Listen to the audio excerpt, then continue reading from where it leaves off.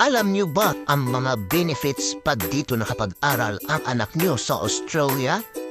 Everything is almost free. Free tuition fees, free school bus, at free sa stress. Ang public primary school dito sa Victoria ay fully funded ng government.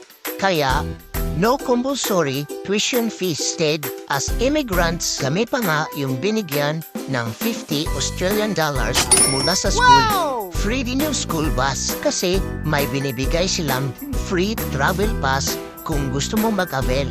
Stress-free ang mga bata dito.